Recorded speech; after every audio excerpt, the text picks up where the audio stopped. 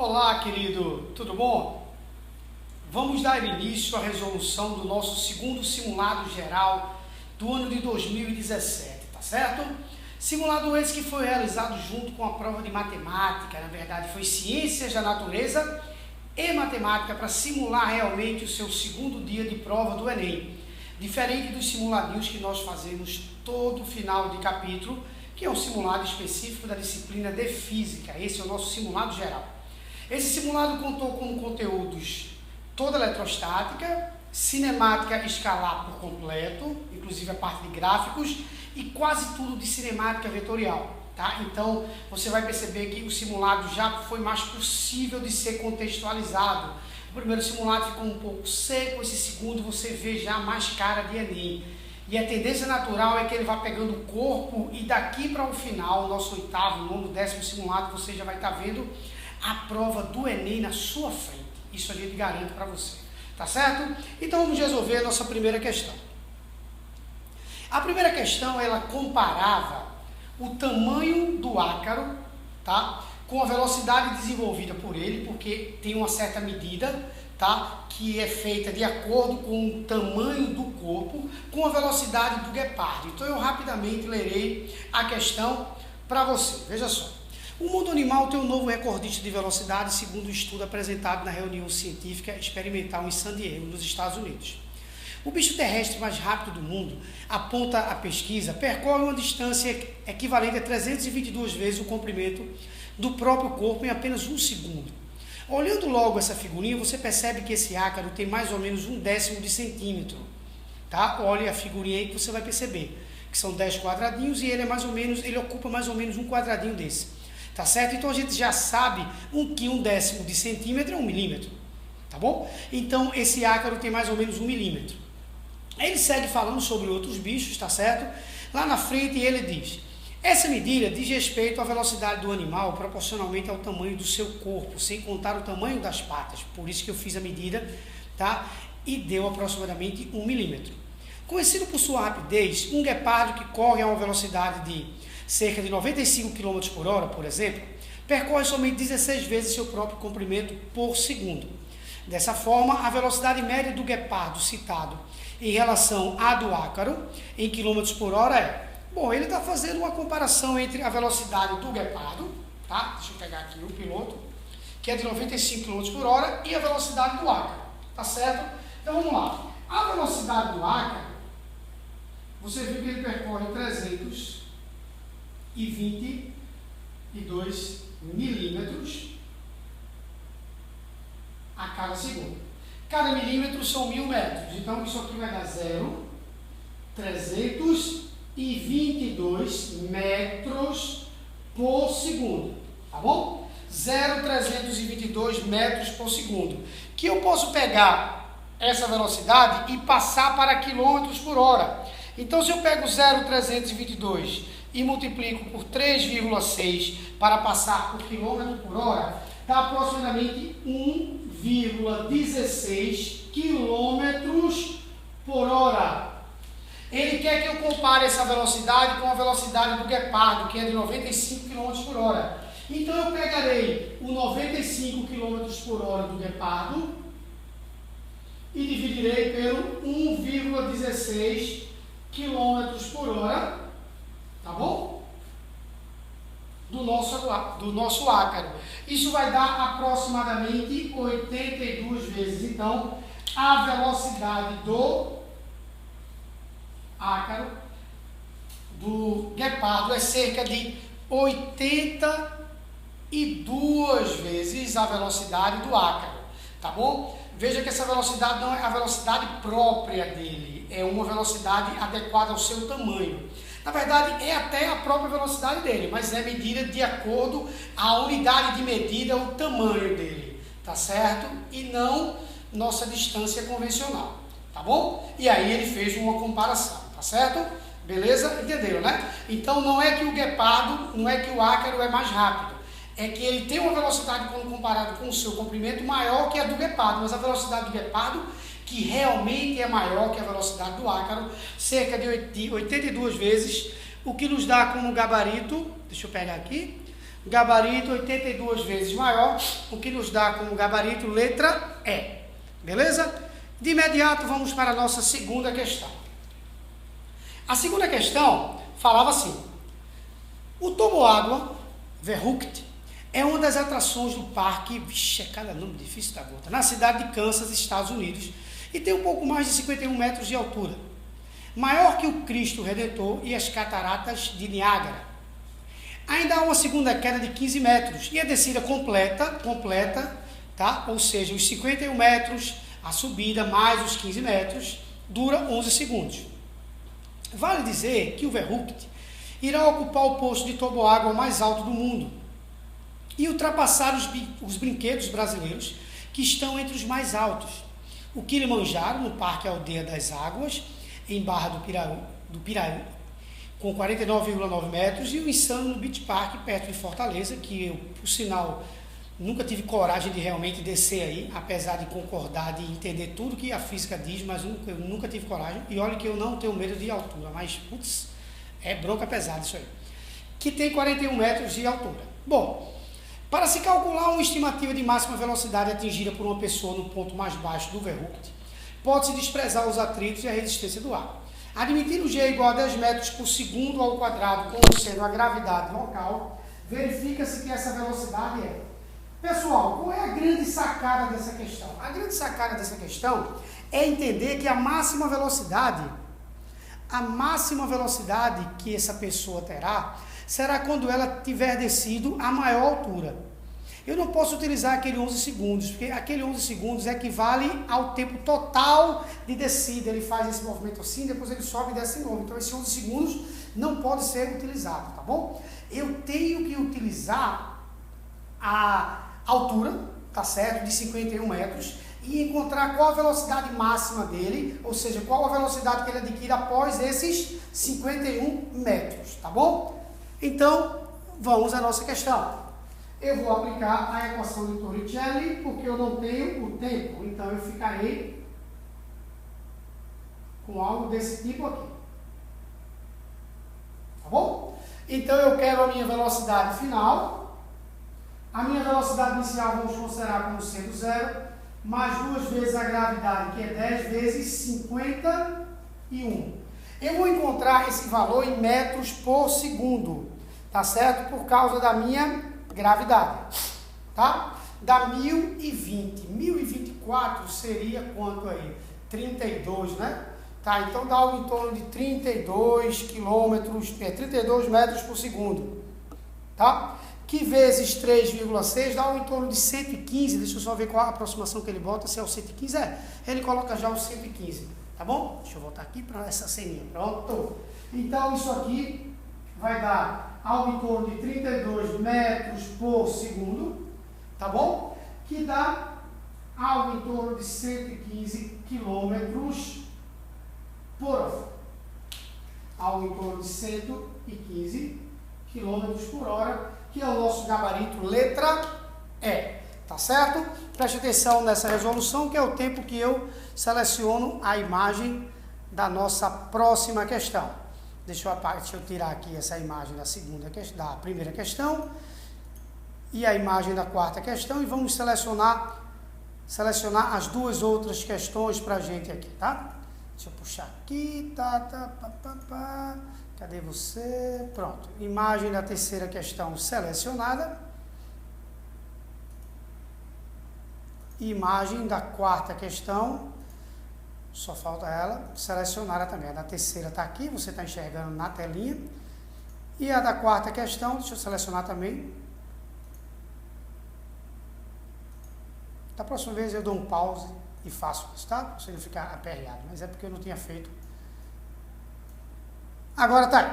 Terceira questão. Simbora. Garras robóticas. A questão falava o seguinte: pesquisadores do laboratório SRI nos Estados Unidos decidiram apostar em uma versão de garra robótica feita com fitas flexíveis que se amoldam, tá, à superfície de objetos de qualquer formato. O segredo do agarramento é a atração eletrostática. Eletrodos energizados transferem a eletricidade estática para as fitas que grudam nos objetos. e pela grande área de contato, permite que esses objetos sejam erguidos. A grandeza física que provoca o aumento da adesão das fitas ao objeto ele disse no texto, tá? Não custa nada eu colocar algo aqui para vocês. Deixa eu apagar aqui essa questão.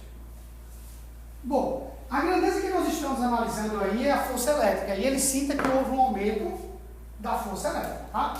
Isso é fato. A força elétrica, K,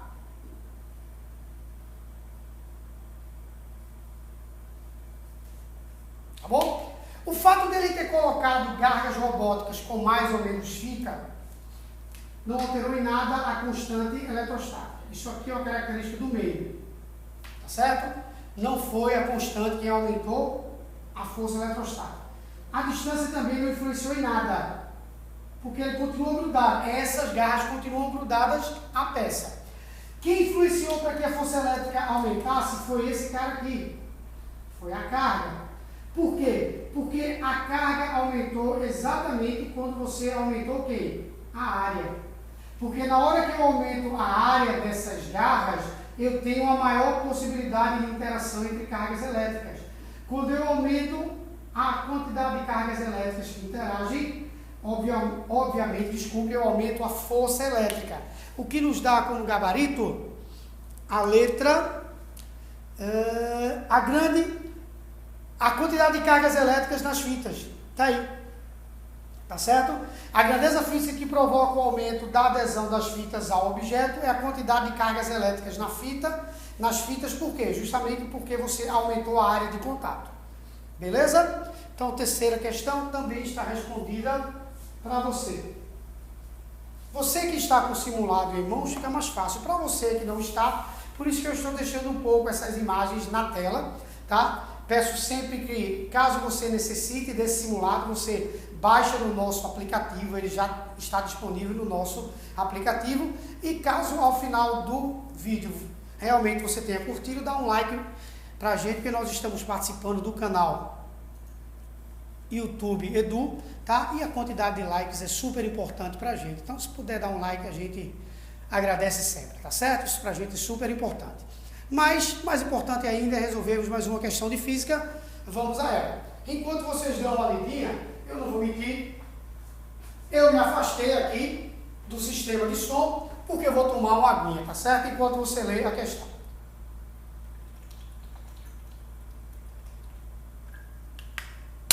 Água tomada, eu vou resolver a sua quarta questão. Vamos embora.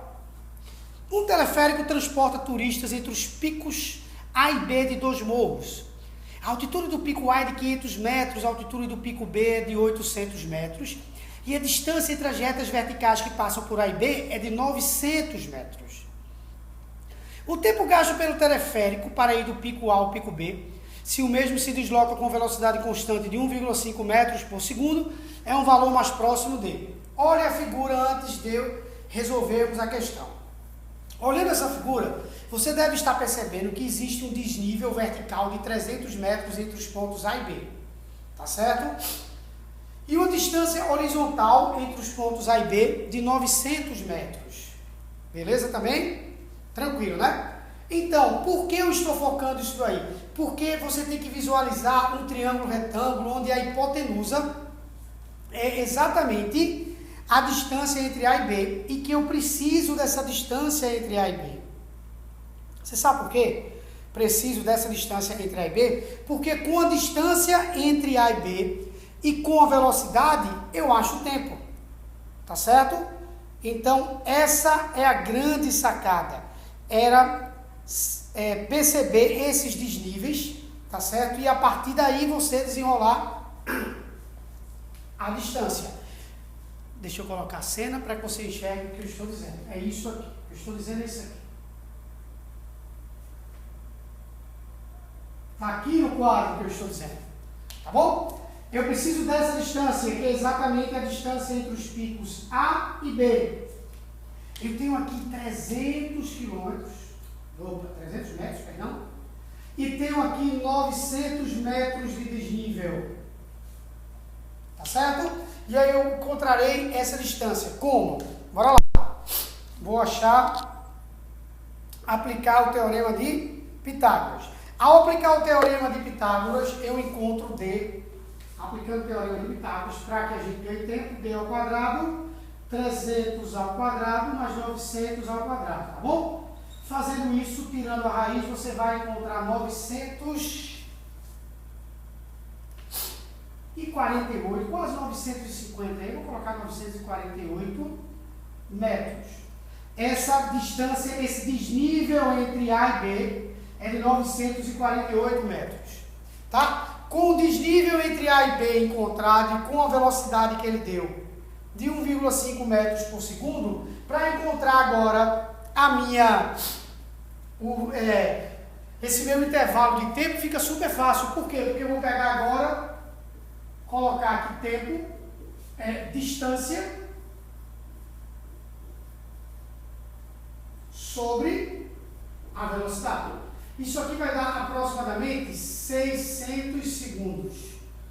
Dando aproximadamente 600 segundos, isso dará aproximadamente 10 minutos. Tranquilo? 10 minutos. O nosso gabarito, então, é letra... Parari, parará, parará, parará. Nosso gabarito, letra C, 10 minutos. Tranquilo? Beleza? Veja que as questões, elas começam a ter uma contextualização, como eu disse anteriormente, mais interessante. Começam a ter mais cara de Enem. Se você acompanhou o nosso primeiro simulado, ele estava um pouco seco, ele não teve muito brilho, tá? Já esse segundo simulado, você começa a ver que ele tem cara de Enem. Imagine quando a gente estiver lá no oitavo, como eu disse anteriormente a vocês. A gente vai estar entregando a prova do Enem para você, tá certo? Vamos à nossa quinta questão. A quinta questão falava assim: uma das formas, de se controlar misturas de gases de maneira rápida, sem precisar retirar amostras, é medir a variação da velocidade do som no interior desses gases. Uma onda sonora com frequência de 800 kHz, 800 mil Hz, é enviada de um emissor a um receptor, vide esquema, vide a figura aí, sendo então medida eletronicamente sua velocidade de propagação em uma mistura gasosa. É óbvio que esse fenômeno aí, se a mistura de acordo com a concentração que ela tem de determinada fração de gás, é óbvio que ela terá uma velocidade x, y, z. Porque quando você muda a densidade do meio, você muda a velocidade de propagação de uma onda. Fenômeno esse chamado de refração. Refração é o fenômeno que provoca a mudança de velocidade de uma onda quando a mesma penetra em meios de densidades diferentes. Bom, o gráfico adiante representa a velocidade do som para uma mistura de argônio e nitrogênio em função da fração molar de argônio N2. O tempo para a onda sonora atravessar um tubo de 10 centímetros contendo uma mistura com a fração molar de argônio de 60% é só você procurar a fração molar de 60%, equivale a uma velocidade de propagação do som de aproximadamente 325 metros por segundo. Tá certo? Essa questão, além de ter a parte que envolve a habilidade 20, que é deslocamento de fluidos e partículas, ainda tem a habilidade 17, que envolve análise de gráfico. Então, olhe outra vez, para um percentual de 60%, você tem uma velocidade de aproximadamente 325 metros por segundo. E ele quer que você encontre o quê? Bom, ele quer que, a partir dessa velocidade, com o intervalo de tempo, com a distância, você encontra o intervalo de tempo. Aí ficou fácil, né, filho? Aí você vai chegar aqui, vai dizer que o intervalo de tempo é a distância, que é de 10 centímetros, 0,1 metro, dividido pela velocidade, que é de 325 metros por segundo. Tá certo? 0,1 dividido por 325. Deixa eu pegar aqui, pronto. Dá 0,00307, 0,0031 segundos. Tá certo? O que me dá aproximadamente 31 vezes 10 a menos 4 ou 3,1 vezes 10 a menos 3. Só preciso ver o que foi que ele colocou. Ele colocou 3,1 vezes 10 a menos 4 aí.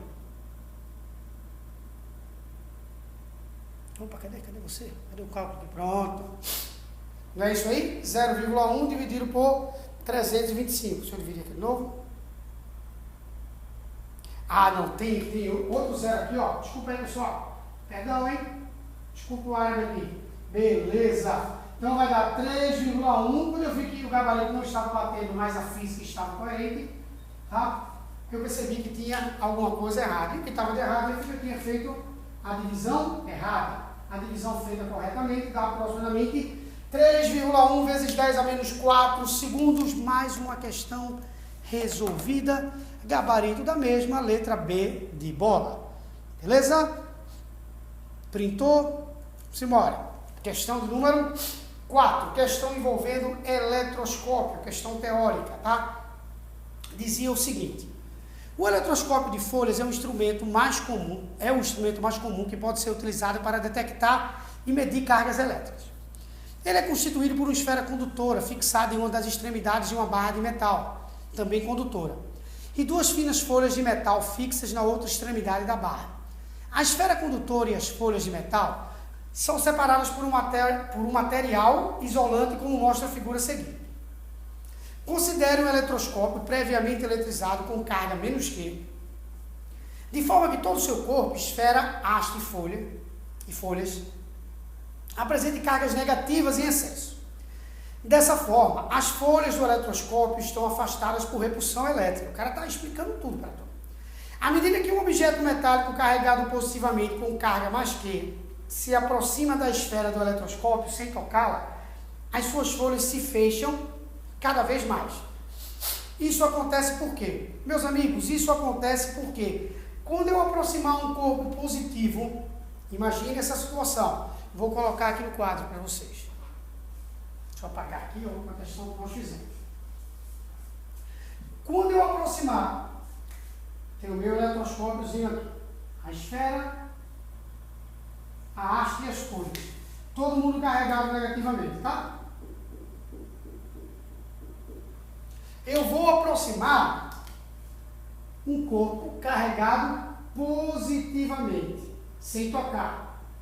Mas o fato de eu aproximar um corpo carregado positivamente fará que todas essas cargas negativas, todas não, boa parte delas subam, atraídas pelas cargas positivas desse corpo. Tá certo? Quando essas cargas negativas subirem, essas folhas que estavam afastadas devido à repulsão elétrica, elas vão fechar. Então elas fecham porque as cargas negativas tendem a subir por terem sido atraídas pelas cargas positivas do bastão. Então, retornando, gabarito, vamos lá.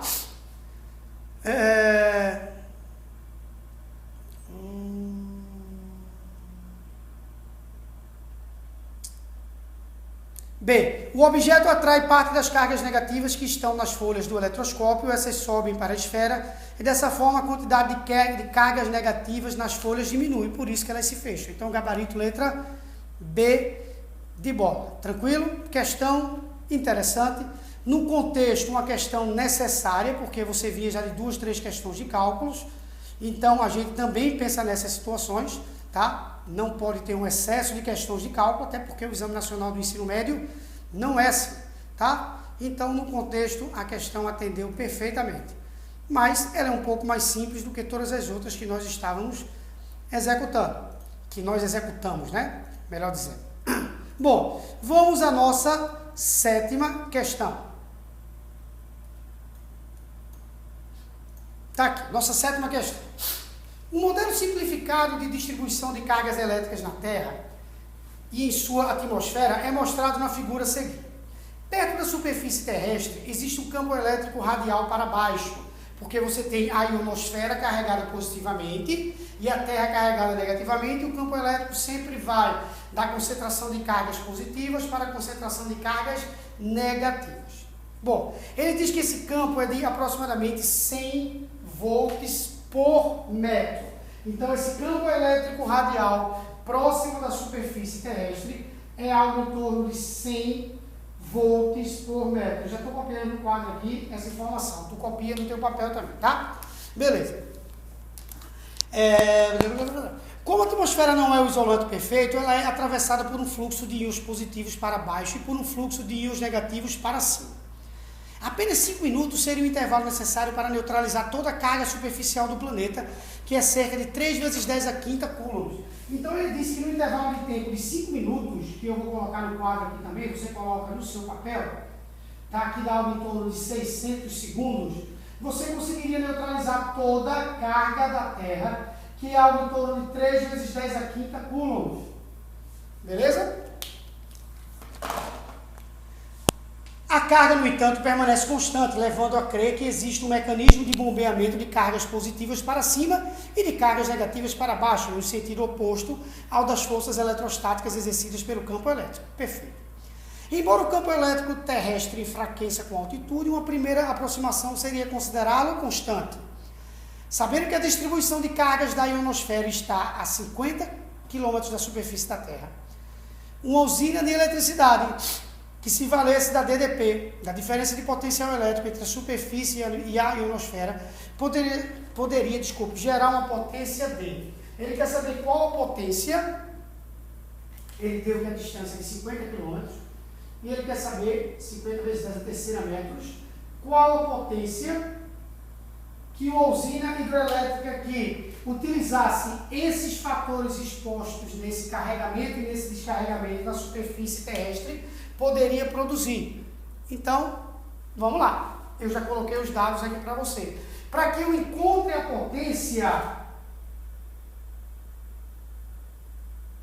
eu tenho que ter a energia e o intervalo de tempo. A energia acumulada e o intervalo de tempo. Tá certo? A energia acumulada, ela é numericamente o trabalho realizado para transportar essas cargas, porque o campo elétrico é um campo conservativo. Então eu posso substituir isso aqui por trabalho do campo elétrico. E trabalho no campo elétrico uniforme é Q vezes E vezes D. Tranquilo? Agora eu tenho todos os dados, é só substituí-los. O que eu tenho, o E eu tenho, o D eu tenho, o tempo eu tenho e eu acho a minha potência. Então vamos à potência, vai lá. Carga 3 vezes 10 a quinta, vezes o E 10 ao quadrado, que é 100, o D, vou colocar 5 vezes 10 a quarta, o pessoal vai perguntar no YouTube depois, professor, por que de onde veio esse 5 vezes 10 a quarta? Veio daqui, 50 vezes 10 a terceira, 5 vezes 10 a quarta, tá certo? Coloquei mais uma casa decimal, dividido por 600, que eu vou colocar 6 vezes 10 ao quadrado, tá certo? Então, se você for me perguntar também, já sabe de onde veio o 6 vezes 10 ao quadrado. Bom, 3 vezes 5, 15. 15 dividido por 6 dá 2,5. Dá? Dá. 5, 7, 11. 11 por 2, 9. Então, 2,5 vezes 10 a nona watts. Precisamos ver como foi que ele escreveu. Oxente. O que houve aqui no meu cálculo? 3 vezes 10 a quinta, 15 dividido por 6, 2,5, 600. 3 vezes 10 a quinta. Espera aí, rapidão, tá? Deixa eu só agora ver, agora eu encuquei.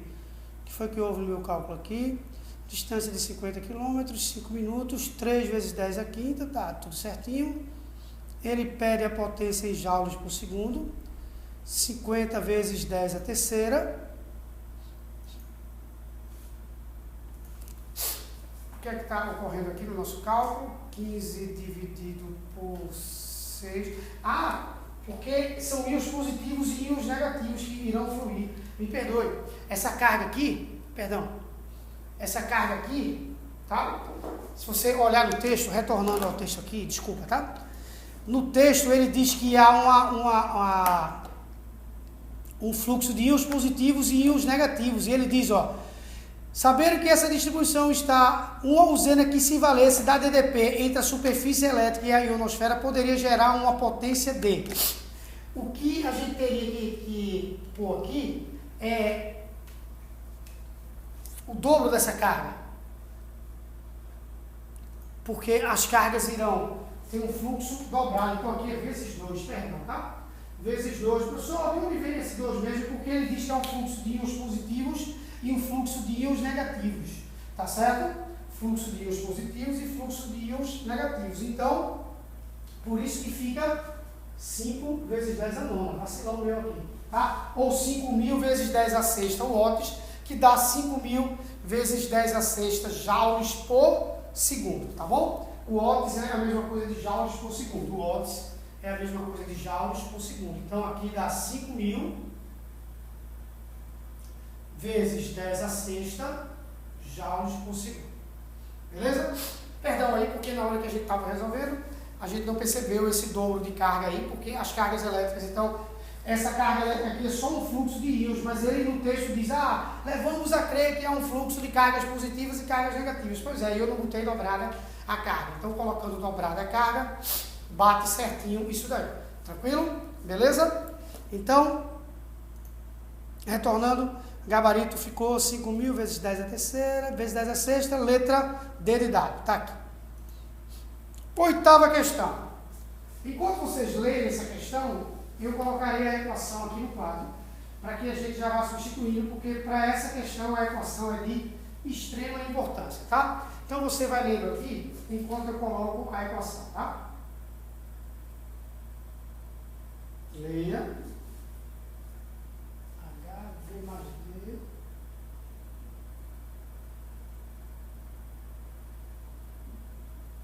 Pronto. A gente vai mudando de tela o tempo todo para que a gente vá substituindo e você vai percebendo o que é que está ocorrendo. Vê lá. O malabarismo não só demonstra alguns conceitos importantes da física, como também pode inspirar as pessoas a tentarem entender e modelar essa arte. Um exemplo disso é o caso de Claude e Shannon, que propôs um teorema de malabarismo no qual descreve a relação entre o tempo em que os objetos permanecem nas mãos dos malabaristas, e o tempo em que ficam no ar, tá? Aí ele te forneceu uma equação, F mais D vezes H, V mais D vezes N. F é o tempo em que a bola permanece no ar. D, o tempo em que a bola permanece na mão. V, tempo em que uma mão fica vazia. H, número de mãos utilizadas. N, número de bolas que estão sendo usadas. Bom, em uma exibição, um malabarista se apresenta fazendo malabares com 3 bolas e utilizando as 2 mãos. Então, 2 dados foram já fornecidos para a gente. Primeiro que ele utiliza 3 bolas, então o número de bolas que estão sendo usadas é o N. Então, na sua equaçãozinha, você já coloca o N. 3. E o número de mãos utilizadas, que ele diz que são as 2 mãos. O número de mãos utilizadas é o H. Então, ele já forneceu também o H, 2 mãos utilizadas, tá? 3 não, 2, não tem 3 mãos? 2 mãos utilizadas, beleza. Analisando o movimento, o espectador observa que cada bola permanece na mão dele por 3 segundos. Isso é uma informação, D, tempo em que uma bola permanece na mão, 3 segundos. Então, eu vou colocar aqui 3 no lugar de D e você coloca também 3 e 3, tá? E aí ele diz, e a mão fica livre por 1 segundo. Tempo da mão vazia, V. Tempo em que a mão fica vazia, V. Então, 1 segundo. Tranquilo? Já está tudo preenchido aqui no quadro, só para que você tenha ideia, tá certo? Eu já preenchi tudinho. Todos os dados já foram preenchidos. Mas vamos retornar ao texto. Ele falava, considerando que cada bola é lançada verticalmente sem resistência do ar e que a aceleração da gravidade vale 10 metros por segundo ao quadrado, a velocidade em metros por segundo com que uma bola é lançada pelo malabarista é de aproximadamente. Pessoal, para que eu encontre a velocidade com que essa bola foi lançada, eu preciso encontrar exatamente o F. O F, retornando aqui, representa o tempo em que uma bola permanece no ar. Na hora que eu encontrar o tempo em que uma bola permanece no ar, eu divido por 2, que aí eu terei o tempo de subida. Com o tempo de subida, eu acho qual a velocidade com que essa bola foi arremessada. Então, vamos encontrar o F aqui. Desse lado direito da equação, eu tenho 4 vezes 3, 12. Dividido por 2, que eu vou passar o 2 para o outro lado. Tá? E aqui eu tenho F mais 3. Tá bom? 12 dividido por 2, 6. Quando 3 passava no outro lado, 6 menos 3, o meu F deu 3. 3 segundos. Então, o tempo em que cada bolinha permanece no ar é de 3 segundos. Com o tempo de 3 segundos encontrado, eu consigo achar qual a velocidade de lançamento dessas bolinhas. Por quê? Porque eu aplicarei essa equação. Tranquilo? Onde a velocidade final será zero, porque eu quero o tempo de altura máxima. Ele me pediu a velocidade inicial, a aceleração menos 10 e o intervalo de tempo 1,5, porque o 3 segundos representa o tempo em que permanece no ar. Então foi 1,5 subindo, 1,5 descendo. Então V0 dá 15 metros por segundo. Eu acho essa questão muito bonita. Não sei qual a sua opinião, mas ela é muito bem pensada, tá? Não é de autoria própria, eu fiz grandes adaptações, tá? Óbvio, tem um texto aí, você vê, mas ela realmente ficou caprichada. Tomando uma aguinha aqui, tá? Beleza? Vamos colocar mais questões para a gente resolver. Vamos lá, vamos colocar, puxar mais uma questãozinha aqui para o nosso arquivo. Vamos puxar a questão 9 para o nosso arquivo, tá certo? E vamos também puxar a questão de número 10 para o nosso arquivo, para a nossa provinha. Bom, questão de número 9. Tranquila, facílima, questão da habilidade 17 e da habilidade 20 juntas. A questão falava assim pra gente. Tem uma charge que é super importante. Ele fala, obrigado por me deixar, que está bem pequenininho, obrigado por me deixar dirigir a limusine. Cuidado, aí tem um quebra-molas. O que é um quebra-molas? São elevações na pista que você acelera entre elas. Acelera entre elas. Com relação à historinha acima, digamos que a limusine passe por 2 quebra-molas seguidos nos instantes T1 e T2. Qual é o gráfico que melhor descreve a velocidade escalar do veículo no trecho considerado? Meus amigos, primeira dica, dificilmente você vai trabalhar em questões para o Enem, praticamente zero a possibilidade, utilizando gráfico velocidade de tempo como sendo parábola. Porque gráfico velocidade de tempo como sendo parábola são movimentos variados e você estuda movimentos uniformemente variados. Até pode cair, mas sem cobrar algo complexo. Então você já descarta aí, porque ele falou em aceleração. Não é porque acelerou que é parábola não. Professor, mas o senhor em sala de aula diz que o gráfico é uma parábola quando o movimento é uniformemente variado. Negativo. É o gráfico espaço-tempo que é uma parábola, não é o gráfico velocidade-tempo, é o gráfico espaço-tempo que é uma parábola. Tá bom? Então, retornemos à nossa figura. Ele diz que ele acelera a cada quebra-mola.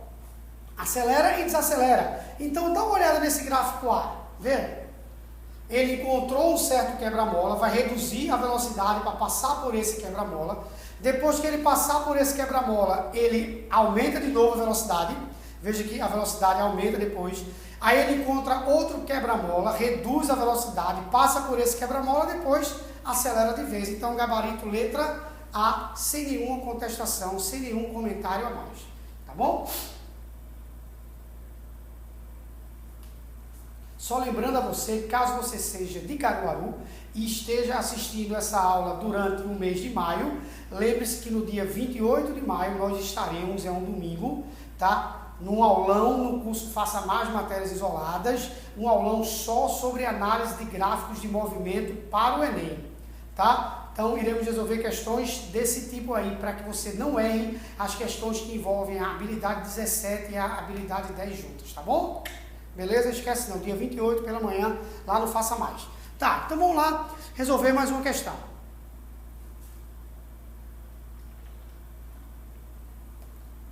A experiência de Millikan, questão de eletrostática, conseguiu medir de maneira aproximada a carga do elétron. Nesse procedimento, pequenas gotas de óleo são eletrizadas no interior de uma câmara e, em seguida, ficam submetidas a um campo elétrico uniforme.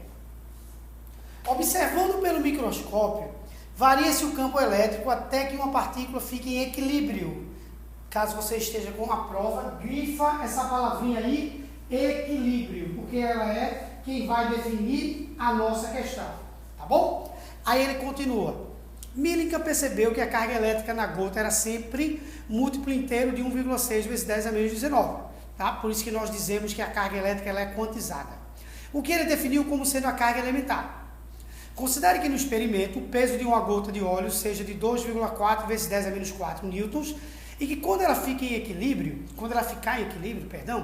o campo elétrico no interior da câmara será de 5 vezes 10 ao cubo newtons por coulomb.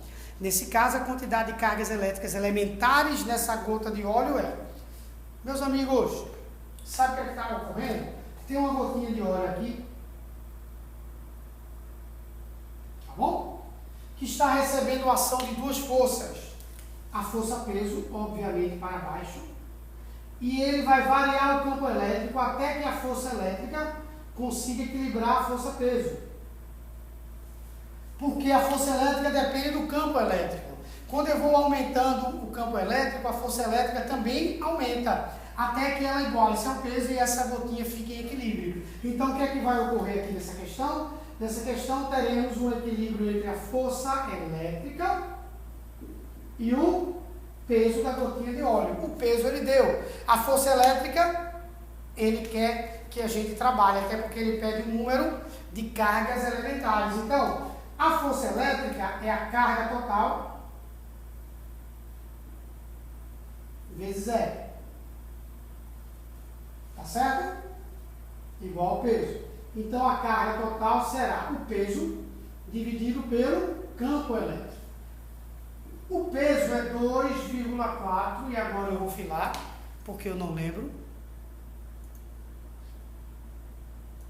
2,4 vezes 10 a menos 4 newtons e o campo 5 vezes 10 a terceira.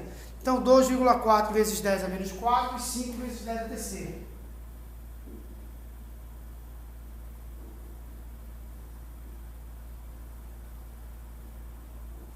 (2,4) 2,4 dividido por 5. 0,48 vezes 10 a menos 7.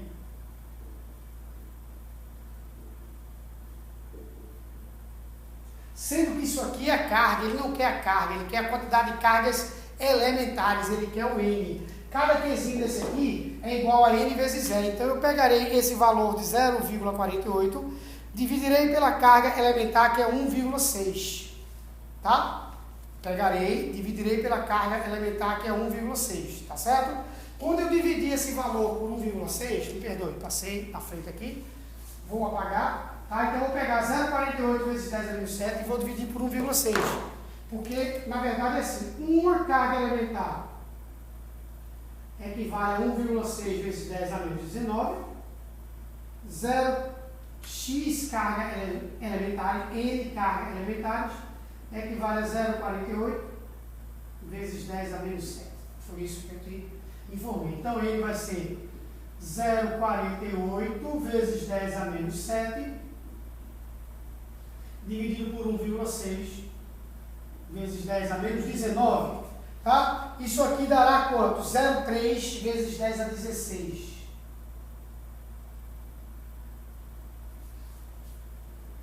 Tá bom? 0,3 vezes 10 a 16, gabarito, então... Que diabo agora deu nesse cálculo aqui? Oxi! 0,6 vezes 10 a 11, que 16? Eita, que hoje eu estou... Ou 3 vezes 10 a 11. Hoje eu estou nota 10. 3 vezes 10 a 11, nosso gabarito. Tá? Então, letra C. 3 vezes 10 a 11. Beleza. Vamos para mais uma questão. Tá gostando? do simulado. César, eu não consegui render bem. Mas é assim mesmo, filho. Continua insistindo, continua lutando, porque ninguém te disse que iria ser fácil, não, né? Então, quem te disse que iria ser fácil passar, mentiu para tu. É sacrifício, mas o benefício quando vem, você vai ver que realmente valeu a pena. Quem sabe no ano que vem, nessa época, você já estará tendo aula na Universidade de Medicina. Ó, coisa maravilhosa. Aí tu vai ver que realmente valeu a pena todo esse esforço que você está tendo nesse ano. Deixa eu tomar uma aguinha e apagar o quadro, que é o tempo que você lê essa 11ª questão.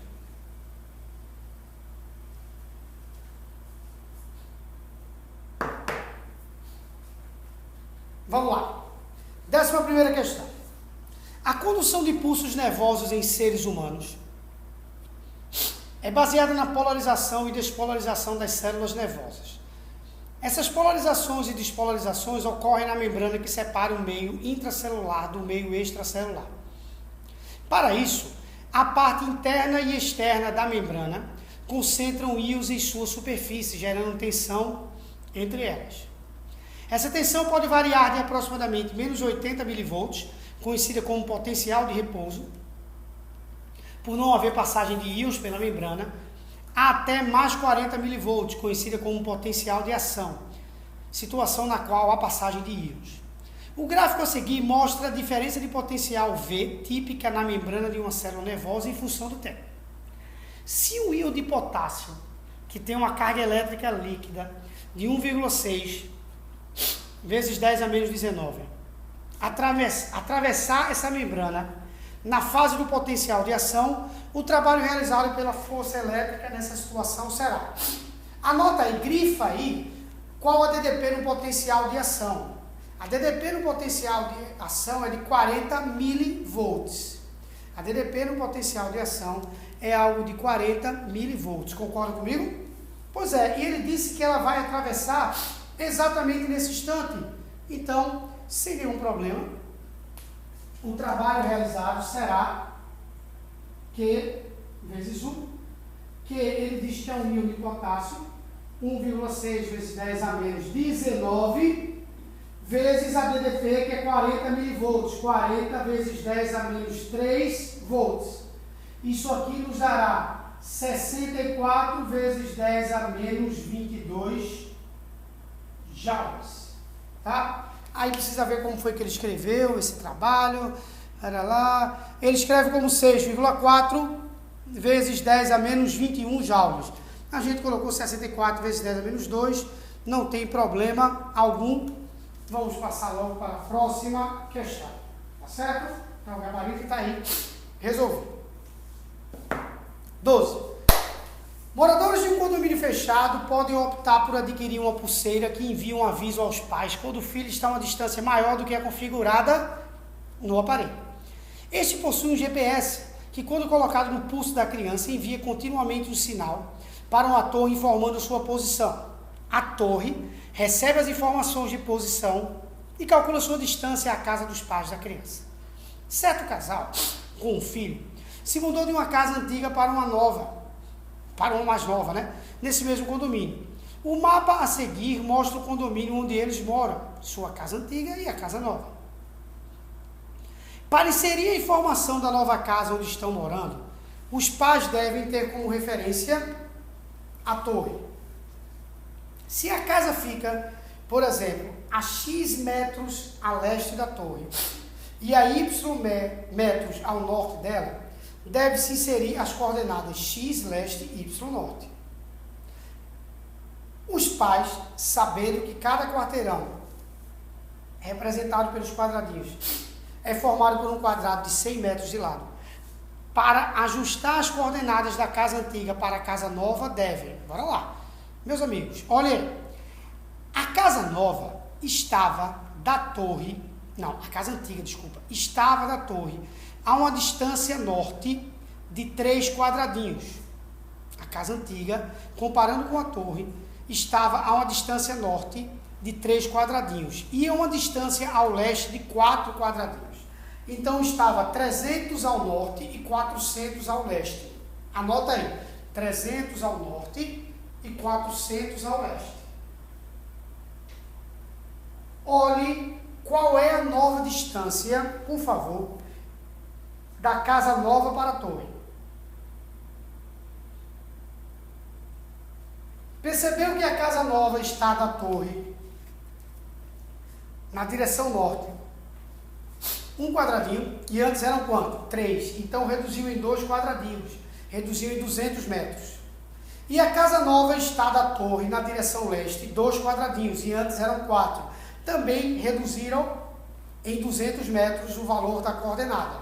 Resultado, 200 metros a norte e 200 metros ao leste, 200 metros ao leste foram reduzidos. Então, letra A, subtrair, ao leste foi lindo, né?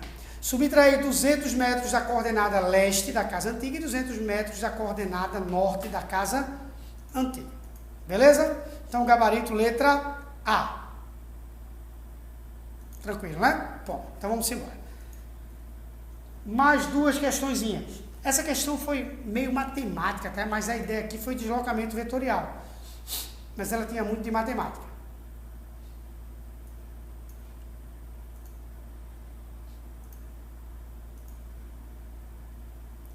Vou colocar aqui a questão 14 para a gente.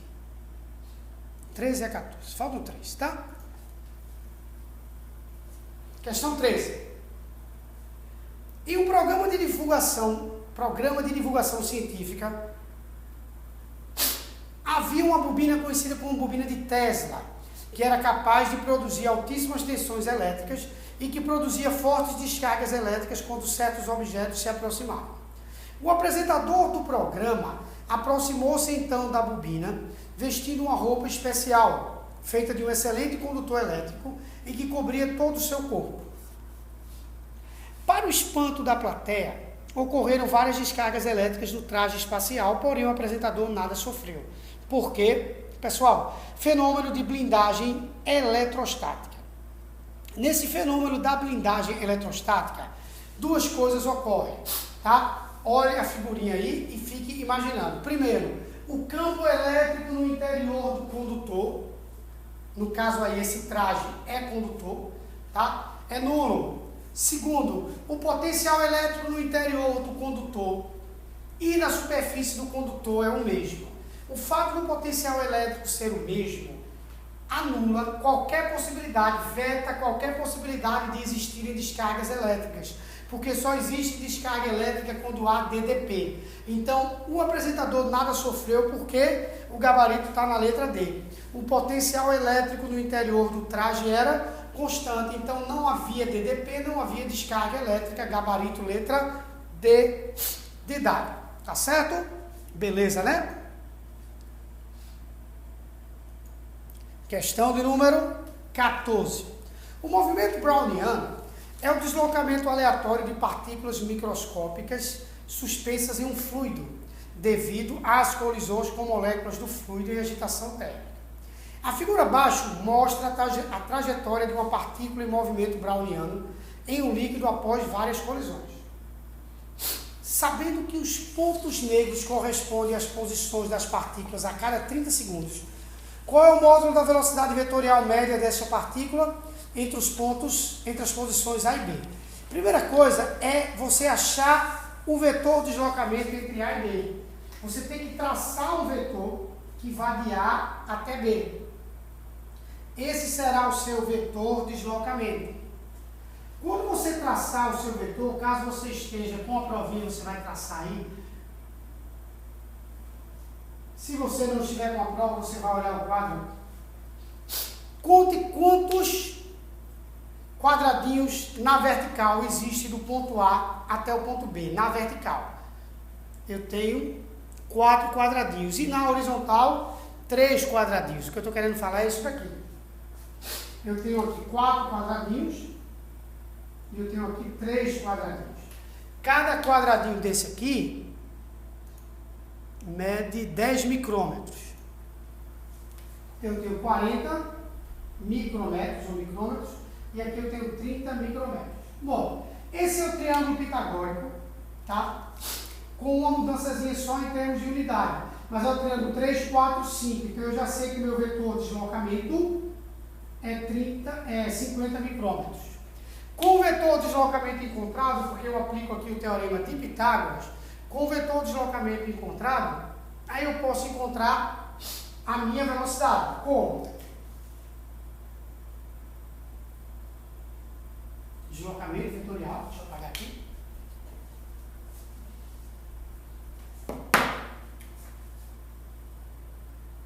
Pelo tempo. O deslocamento vetorial, 50 micrômetros. 50 vezes 10 a menos 6 metros. E o tempo não é 30 segundos. Porque se você olhar direitinho, entre os pontos A e B eu tenho 1, 2, 3, 4, 5, 6, 7, 8, 9, 10 deslocamentos. E ele diz que cada deslocamento equivale a 30 segundos. Então, na verdade, eu tenho 300 segundos. Que é 10 vezes 30. 300 segundos, eu terei aqui 55 terços dá 1,6. Então, eu tenho 0,16. Aproximadamente. 0,17, né? Porque é 1,666. Tá? Vou colocar 0,17, 0,67. Precisa ver como é que ele colocou no gabarito. Vezes 10 a menos 6 metros por segundo. Aí, deixa eu ver como é que ele fez o arredondamento. Aí ele colocou com 1,67, ó. Colocou com 1,67 vezes 10 a menos 7. Então deixa eu alterar aqui, porque eu arredondei para 1,7, mas ele botou 1,67 vezes 10 a menos 7. Eu vou colocar aqui 1,67. Como é que surgiu aqui 1,67? 50 dividido por 300 dá 0,167 vezes 10 a menos 6. Eu volto mais uma casa, tá? Para ficar 10 a menos 7. Então eu fico 1,67 vezes 10 a menos 7, que é o nosso gabarito, tá? Deixa eu colocar aqui embaixo, que eu vou perguntar no livro do professor, por que deu esse valor? Professor, o senhor explicou rápido, eu não entendi. Pronto. Passou, foi não, pronto. Beleza? Bonitinho aí, você não tem o que reclamar. Tá aí, bonitinho. 14ª questão foi, só falta a nossa 15ª e última questão, que vai ser desenrolada agora na telinha para você.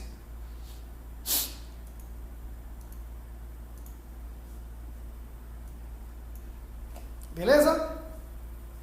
Diz o seguinte: em uma feira de ciências da escola, uma das equipes resolveu desenvolver um jogo de palavras cruzadas para testar os conhecimentos dos visitantes em relação à física. Observe a figura abaixo. Tá? Um joguinho de palavras cruzadas, onde eu vou preencher cada uma dessas colunas e linhas aí, e aí você confere, tá, no seu gabarito qual a alternativa que dá. Para quem não está com a prova, não foque em saber o gabarito, foque em saber o que a gente vai escrever em cada uma dessas colunas e linhas, que é o que vale para a física. Tá? 1. Aceleração que indica a variação do módulo da velocidade vetorial. Essa aceleração que indica a variação no módulo da velocidade vetorial é exatamente a aceleração tangencial. Substitua aí que você vai ver como é que fica. É a tangencial.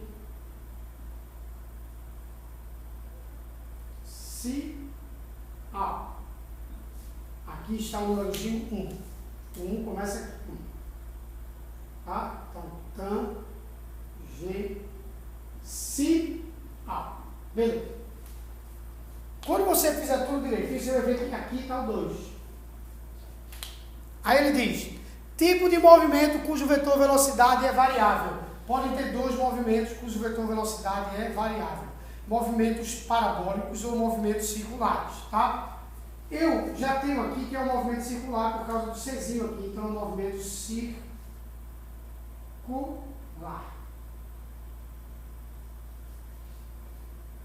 Tranquilo?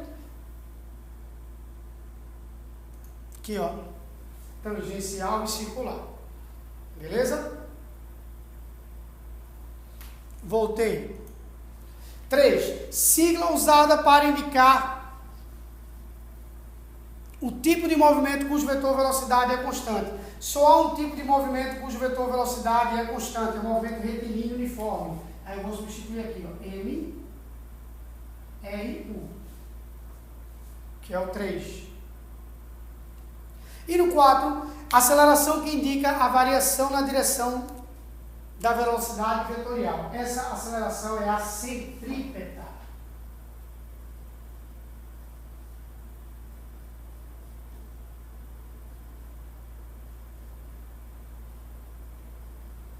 Centrípeta. Então é só ver qual é o gabarito aí, acho que é letra D, onde você tem tudo isso preenchido, tá? Dessa forma aqui, ó, é exatamente a letra D, nossa palavrinha cruzada. Beleza? Tranquilo, na paz. Então, meu querido, espero que realmente você tenha curtido. Mais uma vez peço que você dê o like aí no nosso canal. Se você não está seguindo o nosso canal, siga o nosso canal, tá? Meio que uma reciprocidade que nós estamos fazendo aqui. Nós oferecemos esses produtos a vocês para que vocês ofereçam uma curtição para a gente, dê um like. Isso ajuda a gente, principalmente, como eu sempre digo, porque eu participo do canal YouTube Edu. Isso para mim é super importante para que a gente vá crescendo dentro desse sistema de ensino.